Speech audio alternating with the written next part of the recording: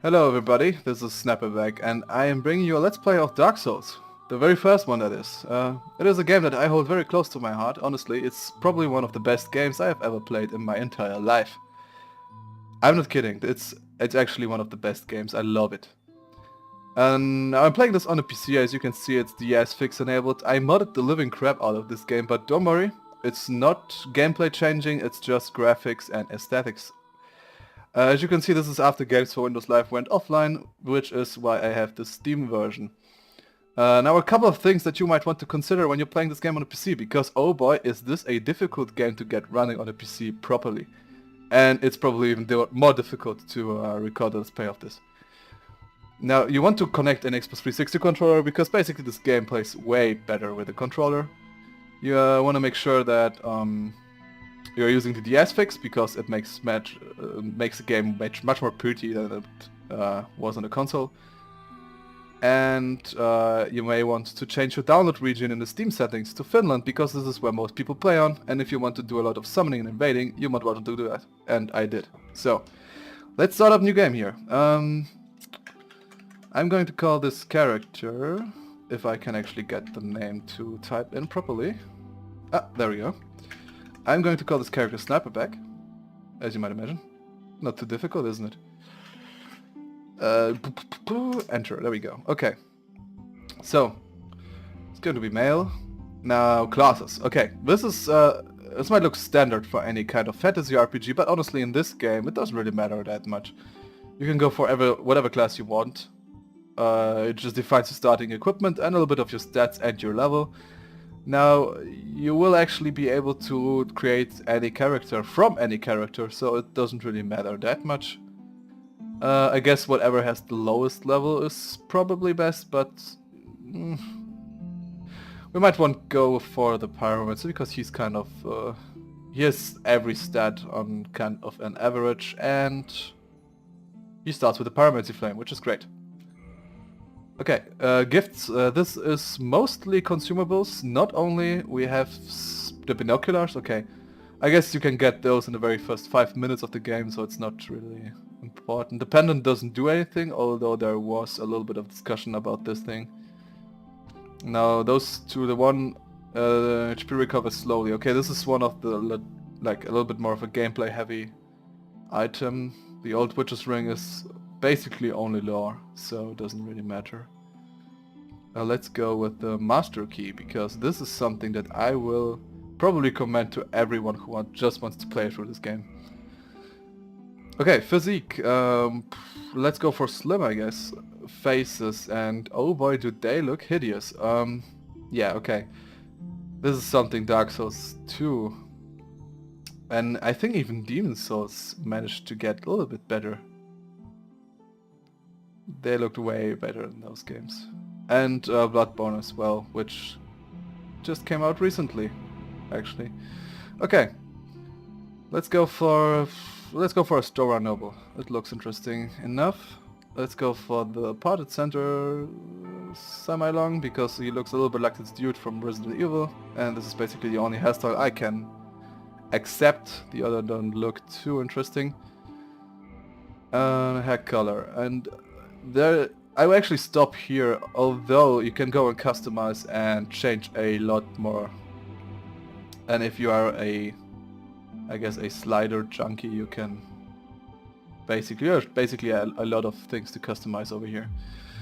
Okay, just leave it like that, and we're going to run this game. It's not a specifically cutscene heavy game. There are a couple of cutscenes. Rest of this is actually told through item descriptions and locations and character dialogue, which makes the game all the more interesting. But yeah, I just shut up.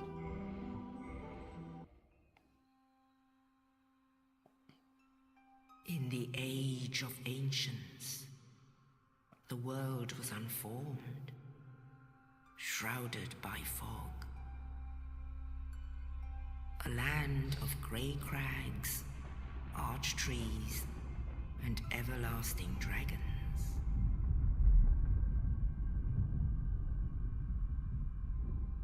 But then there was fire, and with fire came disparity. Heat and cold, life and death, and of course, light and dark.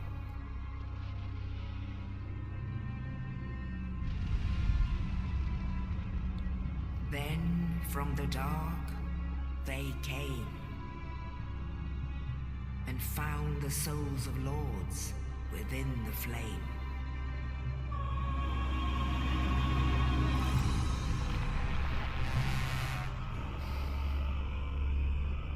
Nito, the first of the dead.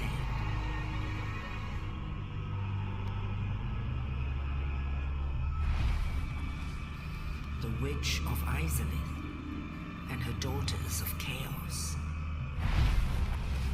Gwyn, the Lord of Sunlight, and his faithful knights. And the furtive pygmy, so easily forgotten.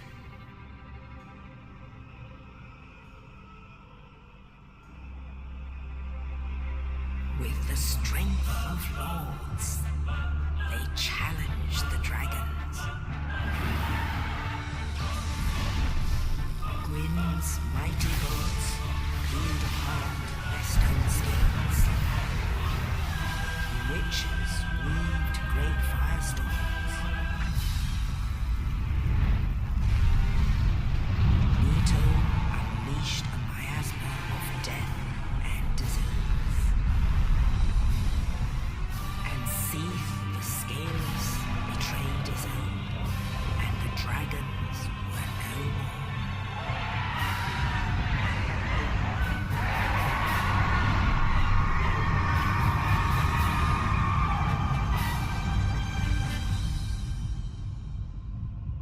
Thus began the Age of Fire.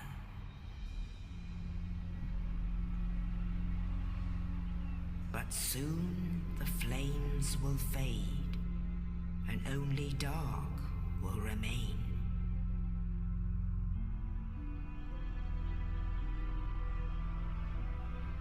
Even now, there are only embers, and man sees not light, but only endless nights.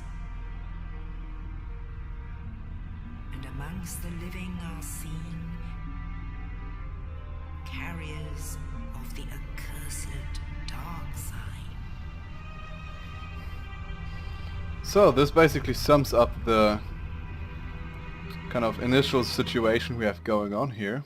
Now this was a lot of lore from the Age of Ancients, which was before all of this takes place, and we are basically one of those undead who is trying to escape the asylum, as we see here. Yes, indeed. The dark sign brands the undead.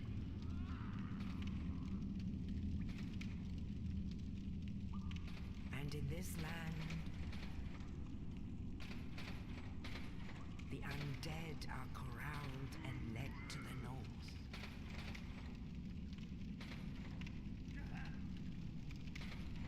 Where they are locked away to await the end of the world.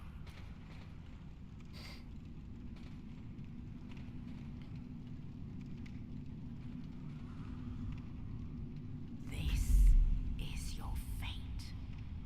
And here are we.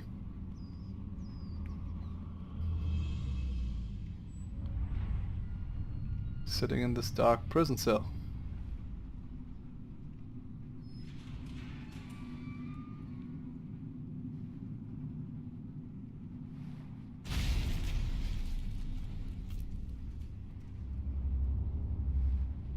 You don't look too healthy, honestly. So, and this is actually the first cutscene, and one of the very few in this game, to be honest. Okay, frankly, this guy actually threw us a corpse, which will give us the dungeon cell key. So, there was a lot of things going on in this very first cutscene, honestly. There's it was a lot of lore about the very beginnings of the world and how everything came to be, and can actually see the asylum even from here. Just we'll fight this guy way later into the game. Okay, so how this thing actually works is that we have two kinds of states in the world. We have the Age of Fire and the Age of Darkness. Now the Age of Ancients, which was the very first thing where the dragons lived, this age is no more, and this will not be any time soon. The Age of Fire, which is the Age of Gods, which has started before, slowly fades away with the fading fires, and the Age of Fire, the Age of Darkness starts, I should say, which will start the Age of Men, which is why we're turning into undead. Well, the lore in this game is pretty deep, and there's a lot of things to know about this game. Let me just slip past here so I don't get killed by this guy, who will still try to kill me.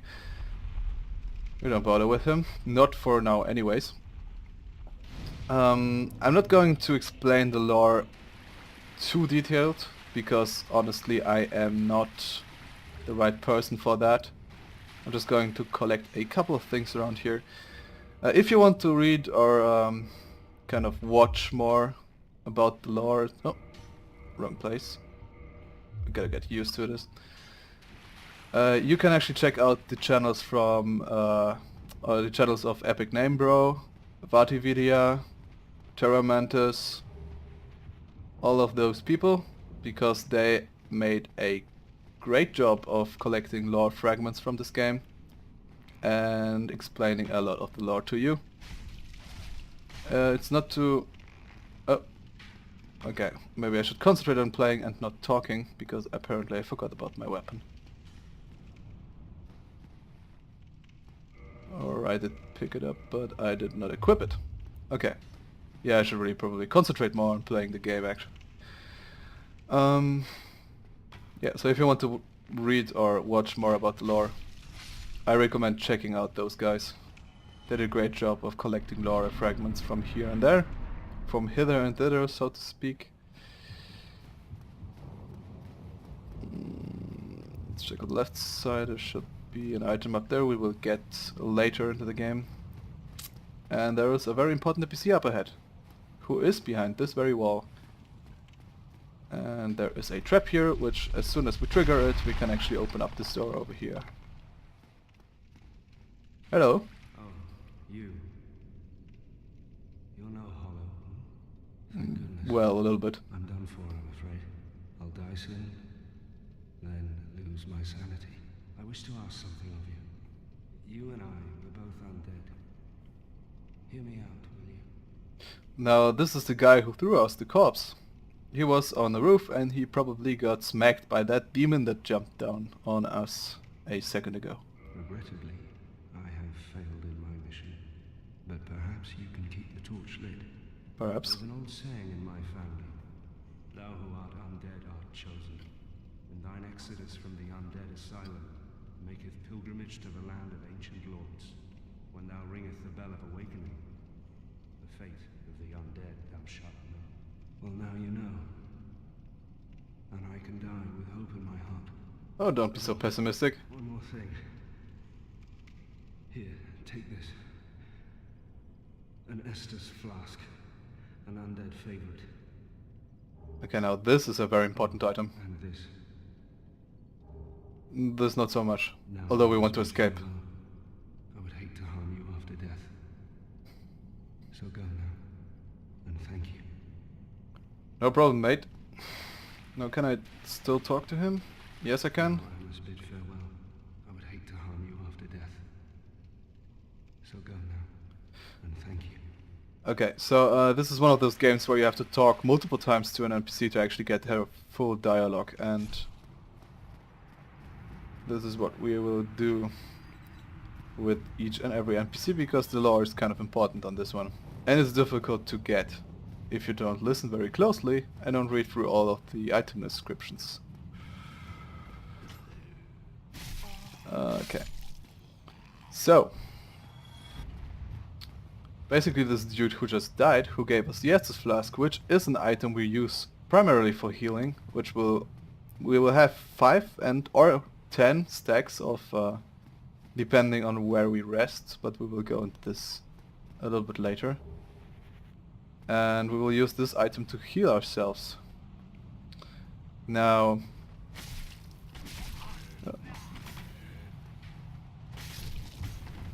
wow, okay. I haven't played an dexterity-based character for a long time, excuse me. This guy is pretty fast. I am so used to the rolling in Dark Souls 2 that I didn't realize that he's going that far. Okay, so what else is there to say?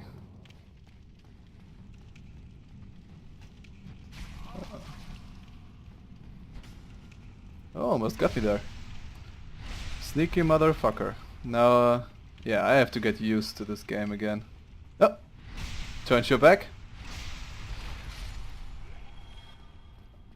So yeah, there's a couple of different things to remember about combat. So basically we have this character and each weapon, no matter our shield or weapon, will have its own moveset depending on how we use it. We can actually two-hand our weapon if we want to. Sometimes we have to because there's some stuff that tends to be rather heavy to carry in one hand. It all depends on your strength stats, honestly. And you have your right bumper, which is a light attack. You have your right trigger, which is a heavy attack. You have your left trigger, which is the item you hold in left hand, which in this case is a shield, but it could be a second weapon. It's not too necessary to have a second weapon, but you know, for those of you who want, they can. The left trigger is a parry. The left bumper is block. What else is there to say? And we have a couple of different attacks depending on whether we kind of flick the movement button forward and press the right bumper. We'll actually do a kick. At least we do with this weapon. It could be a different move with another weapon. And we do a jump attack with the right trigger and the flick. And there is another like rolling attack, which is rolling and attacking. And I think there is even a sprinting attack, if we sprint and attack it simultaneously. So there's a couple of things, yeah, and you can actually parry attacks. If somebody attacks you from up front, you can parry their attack and do a very powerful riposte, I think it's called, and you can backstab opponents if you get somebody from behind. So let's go through this fog wall, which will actually bring us to our very first boss battle against this Asylum demon. This is not the same guy like the one in the basement. I mean, it is the same kind of demon, but it's not the exactly the same guy. Ooh. Okay, I'm used to this with a strength-based character. Now doing this with somebody who is a little bit more dex-based is rather difficult. Well, it's not dex-based, it's a pyroman, so he doesn't have like specific stats for anything, but he is lightly armored, so... ooh! Oh shit, okay. Now this game has a reputation for being hard, and honestly it is difficult. It's not easy. But it's not like a difficulty that completely crushes you, how some people actually put it. The thing is, it's a learning process, honestly. You just have to kind of anticipate the enemy's movements and learn what they are going to do. And how you actually win battles is you wait for an opening and your moment to strike. There we go. It wasn't too hard, was it? Victory achieved. Yeah, there we go. Our first demon died. Let's leave the asylum, because we are done here, at least for now. As you can hear, the stomps, the asylum demon, the other one that is still in here. Okay, so this is one of the very first messages we'll see. Oh, maybe not. We did see a couple of tutorial messages. Now those messages are left behind by players from time to time, where they will tell you about directions or, you know, kind of guide you to a certain death. Depends on the kind of person you meet. Now there is a nest over here. You, give me warm, give me soft. Okay, so this is an NPC we will talk to later in the game. Basically it's a crow, it's called Snuggly, and it will trade items with you. Now don't forget to get this item over here, because I tend to from time to time. It's basically just a soul. And souls are a rather important thing, as you might imagine, in a game called Dark Souls. Souls are the thing on your bottom right of the screen. They are used to pay for basically everything. It's like a currency in this game. And you will lose those if you die and don't recover your bloodstain. Okay, so Only in the ancient legends it is stated one of the coolest moments of the game. that one day an undead shall return.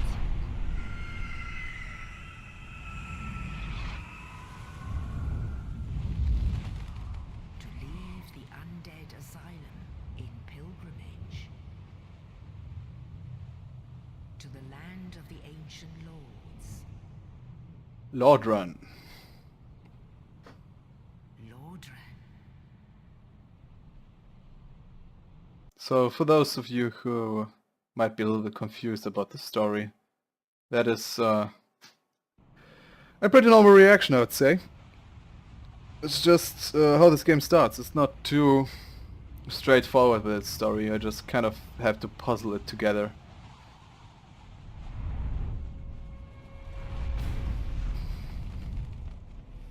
And there we are.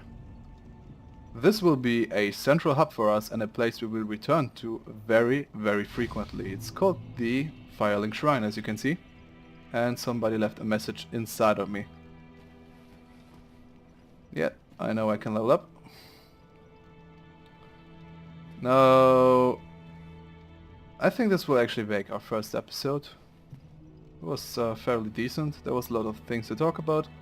And we will talk about more things in the future. And make our way to the Undead Burg, which is slightly over there. Actually, before that we will go to the Firelink Shrine, talk to all of the NPCs and collect all of the items. See ya later.